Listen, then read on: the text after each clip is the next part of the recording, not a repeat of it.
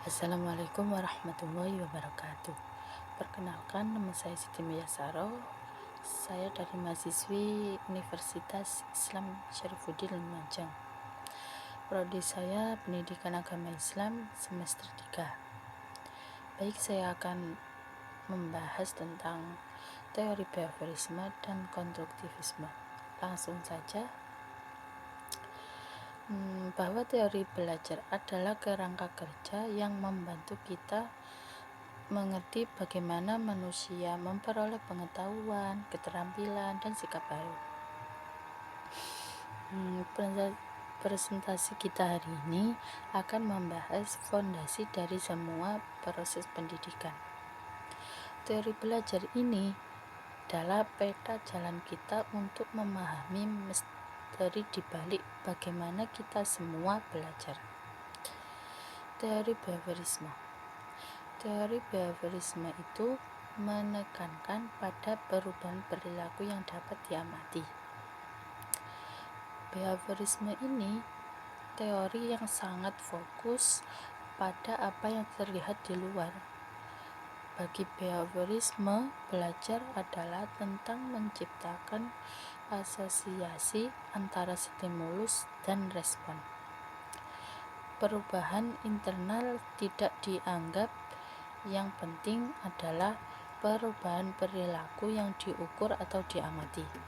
Contohnya, salah satu yang paling awal dan berpengaruh adalah behaviorisme. Intinya sederhana, jika Anda tidak bisa mengukurnya, itu tidak penting.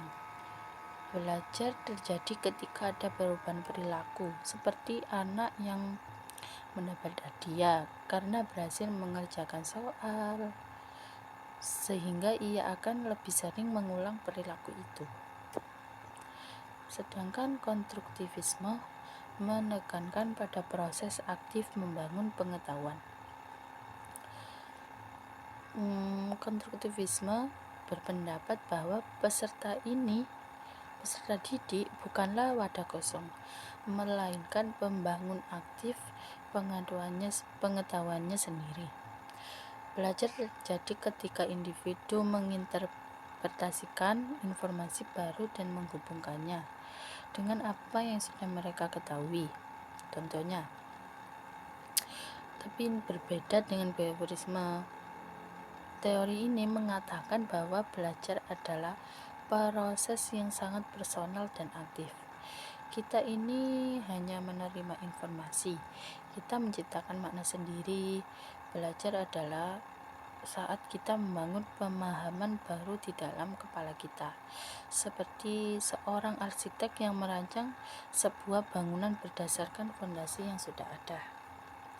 Keduanya ini memiliki implikasi penting dalam pembelajaran. Contohnya, kedua teori ini bukan sekedar konsep akademik, mereka membentuk cara kita mengajar. Behaviorisme membantu kita mengajar keterampilan dasar, dan konstruktivisme memberdayakan kita untuk berpikir kritis dan menjadi pemecah masalah yang baik. Konsep dasar behaviorisme. Belajar adalah perubahan tingkah laku akibat stimulus respon. Tekankan bahwa belajar hanyalah asosiasi antara stimulus dan respon. Stimulus yaitu rangsangan atau kondisi lingkungan, sedangkan respon itu perilaku yang ditunjukkan oleh individu. Jika perilaku seseorang berubah, itu berarti mereka telah belajar.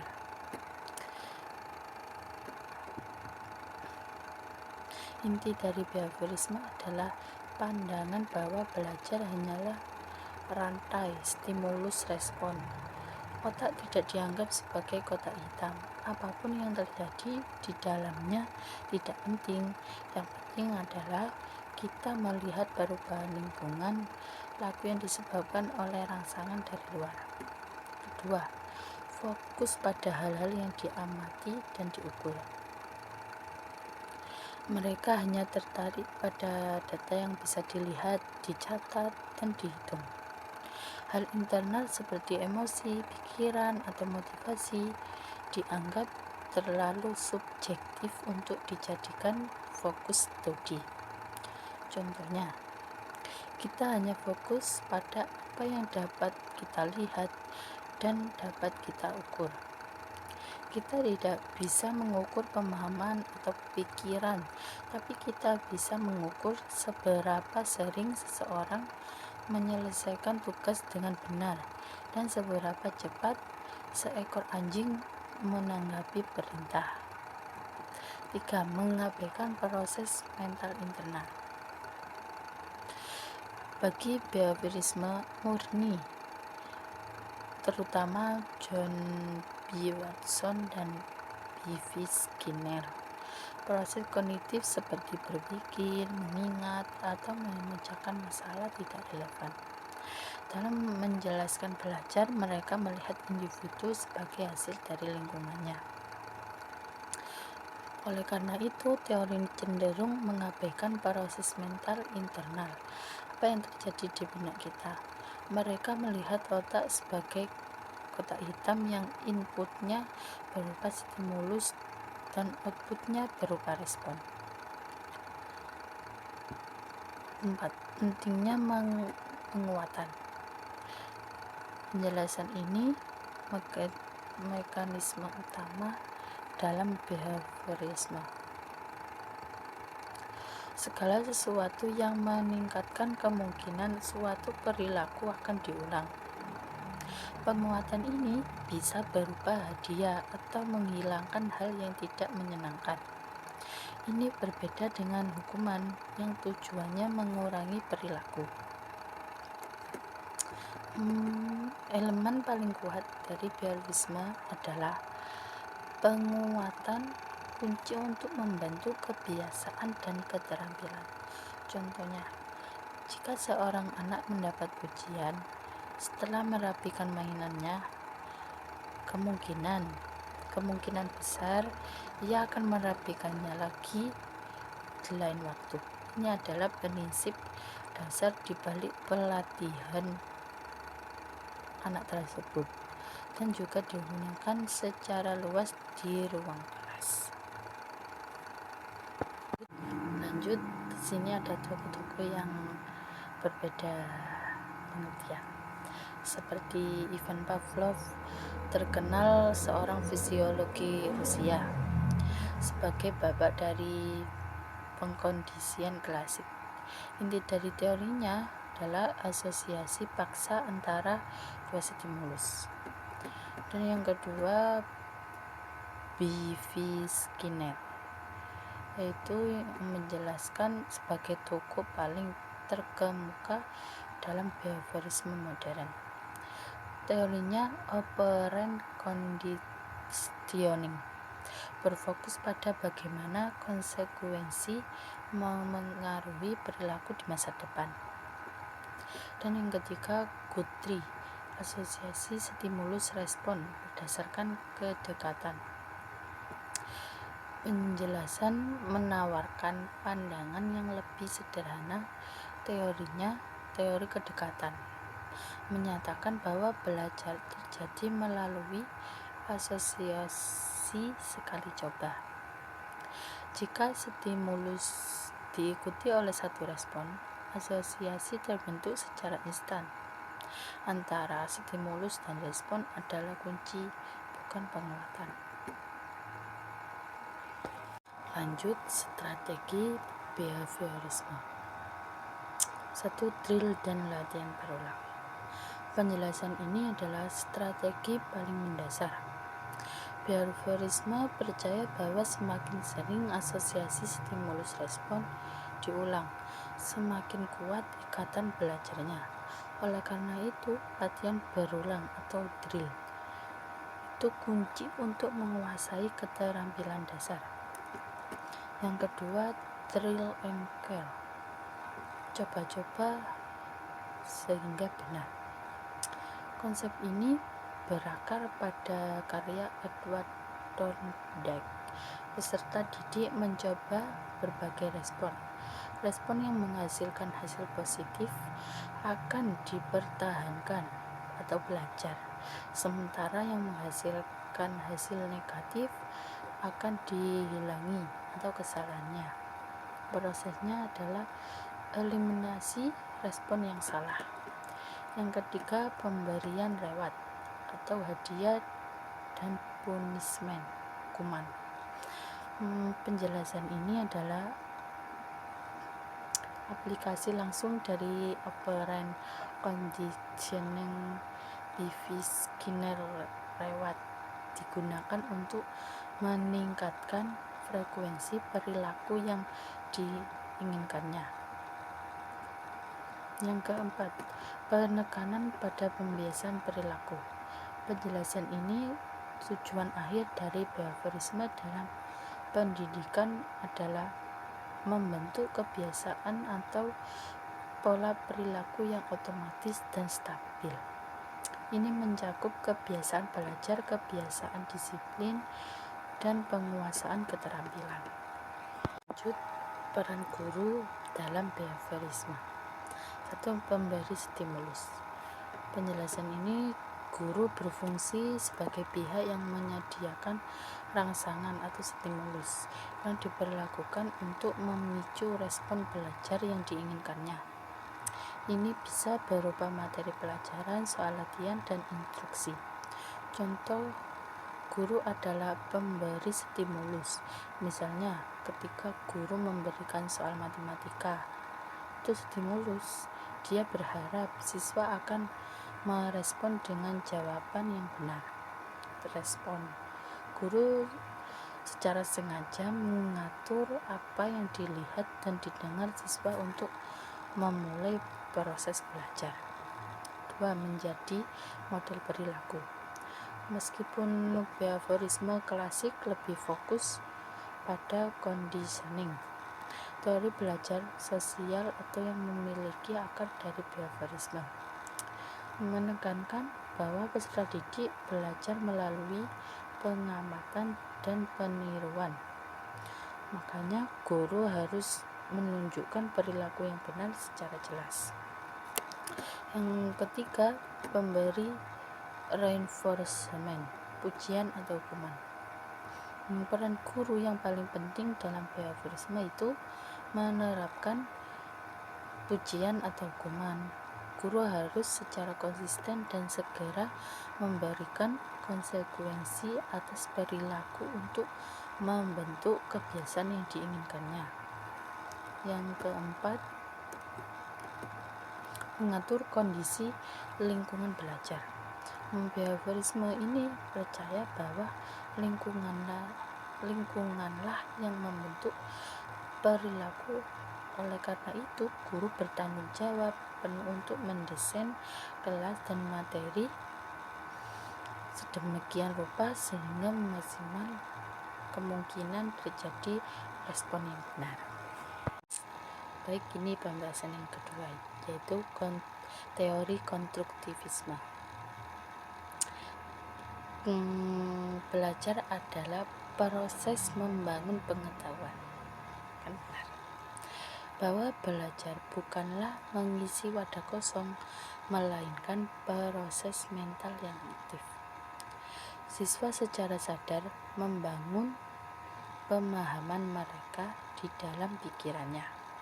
Mirip seperti membangun sebuah rumah di mana setiap informasi baru harus dipasang pada fondasi pengetahuan yang sudah ada. 2. Pengetahuan tidak sekedar ditransfer dari guru ke siswa. Penjelasan ini, poin utamanya yang membedakan dari behaviorisme, pengetahuan tidak dapat dipindahkan atau ditransfer. Guru bisa membagikan informasi, tetapi siswa harus melalui proses internalisasi dan interpretasi untuk benar-benar mengerti. Yang ketiga, siswa aktif mengkonstruksi pemahaman melalui pengalaman. Sebagai mesin utama pembangunan pengetahuan harus berintegrasi dengan dunia, memanipulasi ide dan bereksperimen untuk membentuk skema pemahaman baru. Yang keempat, pengetahuan dipengaruhi interaksi sosial.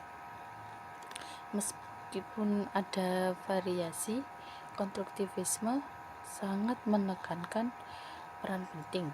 Kita sering membangun pengetahuan melalui diskusi, kolaborasi, dan melihat perspektif orang lain.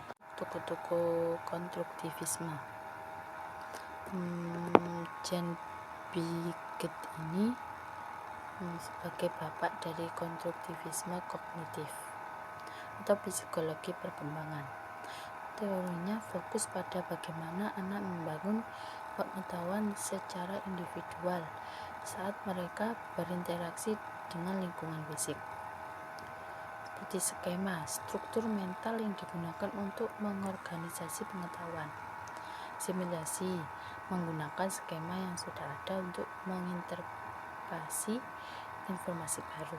Akomodasi, mengubah skema yang sudah ada atau menciptakan skema baru karena informasi baru tidak sesuai dengan yang lama. Dan yang terakhir, keseimbangan kognitif. Tujuan akhir yaitu kesadaran di mana skema kita cocok dengan realitas. Tokoh yang kedua, Lev Vygotsky, bapak dari konstruktivisme sosial, menekankan bahwa Lev Vygotsky ini belajar jadi pertama-tama secara sosial, interaksi dengan orang lain yang lebih ahli. Yang ketiga, Brunner. Tokoh ini konstruktivisme kognitif yang dipengaruhi Piaget. Ia menekankan bahwa belajar adalah proses aktif di mana siswa mengorganisasi dan mengategorikan informasi. Lanjut, strategi teori konstruktivisme. 1. Pembelajaran aktif. Inti dari konstruktivisme adalah bahwa siswa harus aktif secara mental, bukan hanya pasif mendengarkan. Pembelajaran aktif mencakup kegiatan seperti merangkum, bertanya, berdiskusi, dan memecahkan masalah. Ini memaksa siswa untuk mengolah informasi daripada sekedar menerimanya. Dan yang kedua, diskusi kelompok dan kolaborasi. Mengacu pada ide Vygotsky, tokoh Vygotsky, konstruktivisme sosial, berinteraksi dengan teman, sebaya, dan guru membantu siswa menguji pemahaman mereka. Yang ketiga, problem based learning. Strategi ini dimulai dengan masalah nyata yang relevan. Siswa kemudian harus bekerja sama untuk mengidentifikasi apa yang mereka ketahui, apa yang perlu diketahui, dan bagaimana cara memecahkan masalah tersebut. Yang keempat, project based learning (PBL). Mirip dengan PBL, tetapi berfokus pada pembuatan produk atau proyek yang jangka waktu yang lebih lama. PJBL mewajibkan siswa untuk meneliti, merencanakan, berkolaborasi, dan menerapkan keterampilan dari berbagai mata pelajaran. Yang kelima, penekanan pada makna dan pengalaman nyata. Pengetahuan yang paling bertahan lama adalah pengetahuan yang makna pribadi bagi siswa. Strategi konstruktivisme selalu berusaha menghubungkan materi pelajaran dengan pengalaman nyata siswa, sehingga informasi tersebut dengan mudah dihubungkan dengan skema yang sudah ada. Guru dalam teori konstruktivisme. Pertama, sebagai fasilitator dan mediator. Guru tidak lagi menjadi sumber utama, tetapi menjadi fasilitator yang mempermudah proses belajar dan mediator yang menghubungkan materi pelajaran dengan pengalaman atau pengetahuan awal siswa. Tugas utama guru adalah mengelola sumber daya dan aktivitas. Yang kedua, memberikan pengalaman belajar yang menantang. Belajar terjadi ketika siswa dihadapkan pada situasi yang membuat mereka tidak nyaman secara kognitif. Pengalaman yang terlalu mudah tidak mendorong pertumbuhan. Guru harus menyajikan tugas yang berada di zona perkembangan proksimal.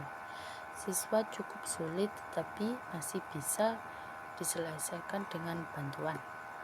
Yang ketiga, menciptakan konflik agar siswa berpikir kritis. Konflik kognitif atau disequilibrium adalah kondisi di mana pengetahuan lama siswa bertabrakan dengan informasi atau pengalaman baru. Mendorong konflik ini caranya agar siswa melakukan akomodasi, menyelesaikan pertentangan tersebut. Yang keempat, memberikan scaffolding dan motivasi. Mengacu pada ide Vygotsky, guru memberikan scaffolding atau bantuan sementara dan terarah untuk membantu siswa menyelesaikan tugas mereka. Bantuan ini dapat berupa petunjuk, contoh, atau pertanyaan yang mengarahkan. Guru juga harus menjaga motivasi intrinsik siswa karena proses ini butuh usaha. Sekarang perbandingan antara behaviorisme dan konstruktivisme. Behaviorisme ini melihat belajar dari sudut pandang eksternal. Belajar perubahan perilaku, bahwa yang penting adalah apa yang dapat diamati dan diukur. Jika ada perubahan dalam tindakan siswa atau respon terhadap suatu rangsangan stimulus, maka belajar telah terjadi. Fokus pada stimulus respon. Penjelasan ini, belajar adalah proses asosiasi mekanis. Pengetahuan dipandang sebagai serangkaian ikatan stimulus dan respon yang diperkuat melalui latihan atau konsekuensi. Siswa pasif, guru dominan. Siswa adalah penerima yang harus merespon input yang diberikan guru. Guru dominan karena bertindak sebagai pemberi stimulus, pengatur lingkungan, dan pengendali reinforcement. Itu cocok untuk keterampilan dasar. Dan sedangkan konstruktivisme melihat belajar dari sudut pandang internal, membangun pengetahuan. Proses ini aktif di mana siswa membangun makna di benak mereka sendiri dengan menghubungkan informasi baru dengan pengetahuan yang sudah ada. Fokus pada proses berpikir. Perilaku yang diamati ke bagaimana siswa memecahkan masalah, menalar dan mengorganisasi ide-ide mereka.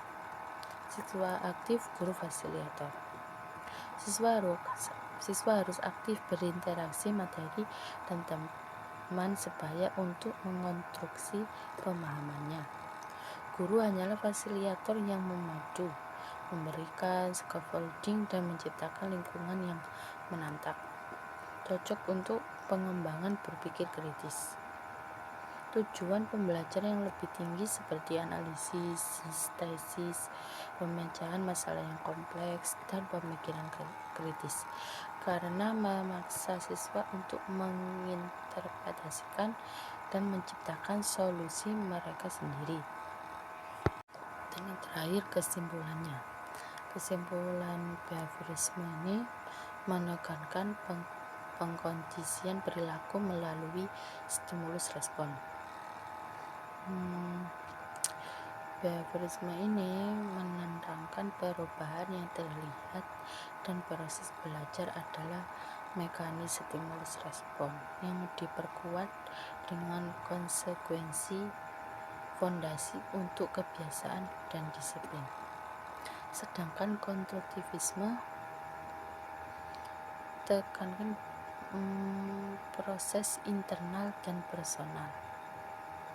Siswa adalah pembangun aktif yang harus menciptakan makna melalui pengalaman dan interaksi sosial.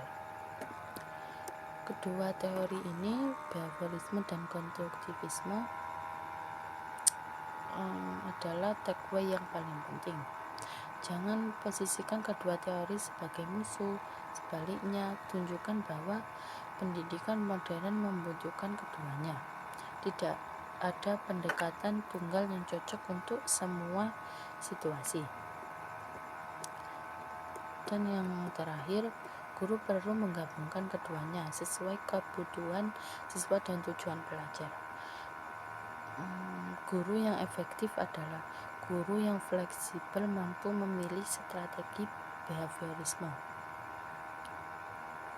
atau konstruktivisme, misalnya proyek dan diskusi, berdasarkan apa yang sedang diajarkan dan siapa yang diajar. Baik, terima kasih. Sekian dari saya, terima kasih. Assalamualaikum warahmatullahi wabarakatuh.